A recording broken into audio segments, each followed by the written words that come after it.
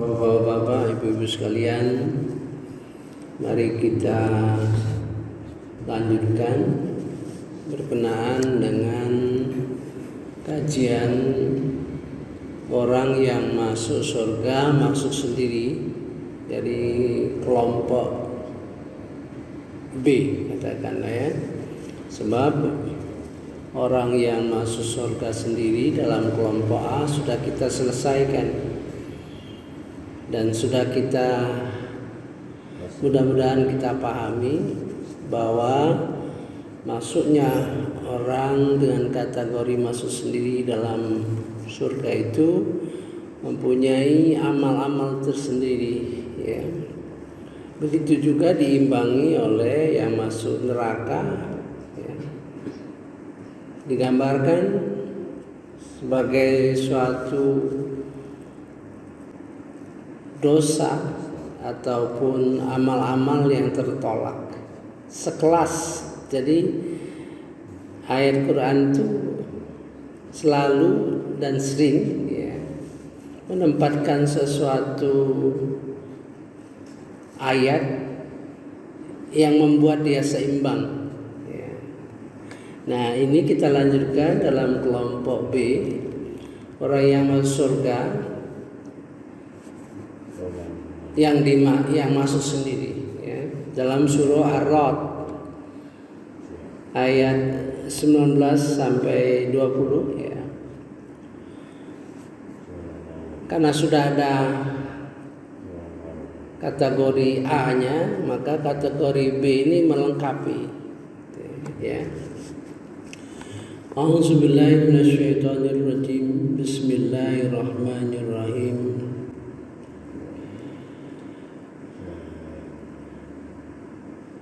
Yaitu surga-surga Adnin, mereka masuk ke dalamnya bersama dengan orang yang saleh dari nenek moyangnya, pasangan-pasangannya dan anak cucunya. Sedangkan para malaikat masuk ke tempat-tempat mereka dari semua pintu. Dapat dibayangkan orang yang masuk surga beserta nenek moyangnya, beserta pasangan-pasangannya, beserta anak cucunya, dan disambut para malaikat dari berbagai pintu. Artinya menunjukkan luas ya, dari berbagai pintu ya. Ini satu kategori tersendiri. Jannatu adnin yadkhulunaha, mereka masuk sendiri. Jadi kalau kita masuk sendiri ya, berarti istimewa kapan saja ya. Seperti kita masuk pesawat, kalau kita kelas VIP atau kita memperoleh keanggotaan ya dalam penerbangan ya. Ada yang gold, ada yang silver gitu ya. Kalau di Singapore Airlines itu ada yang silver, ada yang gold, ada yang premium kan ya gitu. Jadi banyak keistimewaan itu. Kita manfaatkan kalau kesempatan kita gunakan fasilitas itu.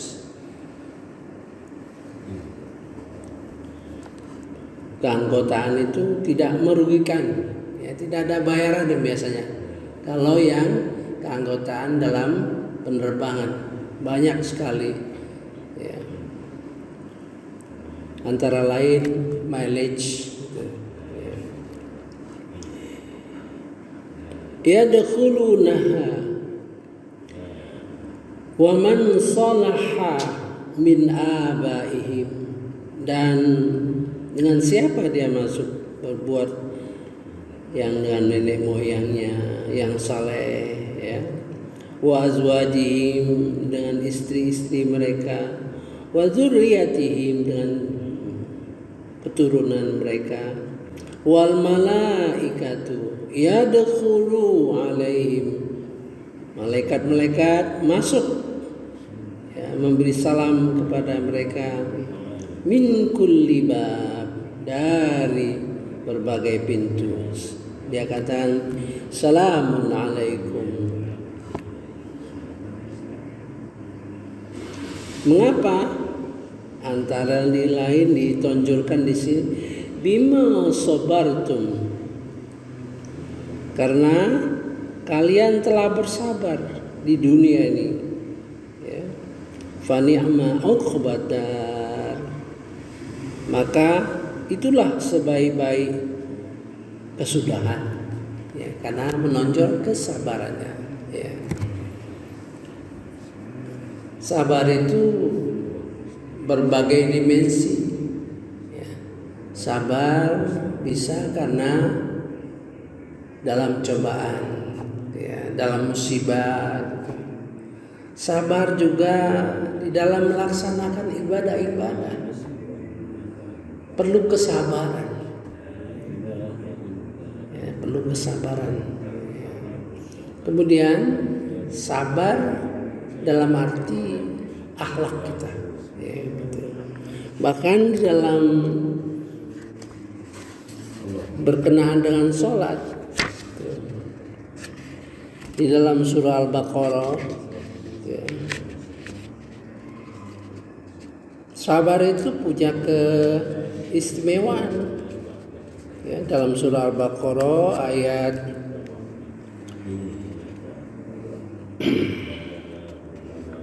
45 ya, mengenai sholat itu. Wasta'inu bis sabri was shalah, dan kalian mintalah pertolongan dengan sabar dan sholat. Jadi minta pertolongan itu dengan Allah Subhanahu wa Ta'ala itu harus dengan kesabaran dan sholat, karena itu juga merupakan ujian pada kita ya. Wa innaha lakabiratun, sesungguhnya berat. Wa innaha, ini ada dua, yaitu sabar dan sholat, gitu kan? Tapi diulangi lagi, wa innaha, sesungguhnya sholat itu, ya, hanya satu yang diulang, harusnya dua kan? Sesungguhnya sabar dan sholat itu, nah gitu. Ya. Berarti dalam menuju ya sholat yang khusyuk itu artinya perlu kesabaran. Ya. Wa innaha lakabiratun illa alal khashin, ya, kecuali orang-orang yang sholatnya khusyuk. Cuman di sini sebetulnya tidak ditonjolkan Allahnya itu. Jadi sesungguhnya sholat itu berat kecuali bagi orang-orang yang menuju. Sebetulnya bukan sholat khusyuknya berada di sini. Ya. Jadi orang yang sabar itu, ya, orang yang sholat itu berat. Berarti tidak berat bagi orang yang menuju sholat khusyuk. Ya, jadi menuju, belum bicara masalah sholat khusyuk. Ya. Karena harus diperhatikan ayat-ayat yang berada di surah-surah awal Al-Baqarah dan lain-lain itu statement umum, pernyataan umum. Ya. Jadi orang yang menuju sholat khusyuk, orang yang berproses di dalam sholat yang menuju sholat khusyuk, ya. Alladzina yazunnuna annahum, yaitu orang-orang yang mereka yakini, zon Zonna artinya yakin, tapi belum yakin 100%. Ya, zunnu itu yakin, percaya, tapi belum 100%. Lain dengan kata yakin. Wabil akhirati hum yuqinun, baru itu yang yakin. Paham ya? Ada tingkatannya kata-kata itu ya. Cuman karena itu di dalam terjemahan ya begitulah ya. Yazunnuna annahum mulaqu, sungguh orang-orang yang yakin dia akan berjumpa mulaqu rabbihim, Tuhan mereka, wa annahum ilaihi raji'un, dan kepadanya lah mereka kembali ke akhirat. Ini secara umum ya. Jadi kita diberikan patokan bahwa pengen sholat khusyuk itu, kalau kita pengen sholat khusyuk itu, minta tolong kepada Allah Subhanahu wa Ta'ala itu ya, dalam kesabaran dan sholat itu sendiri ada minta tolong. Artinya minta tolong, kita sadar bahwa sholat itu sendiri banyak kelalaian, banyak kelalaian, banyak kelemahan, tanpa punya perasaan yang dilandari dalam surah Al-Maun sulit ya, tanpa minta tolong kepada Allah Subhanahu wa Ta'ala.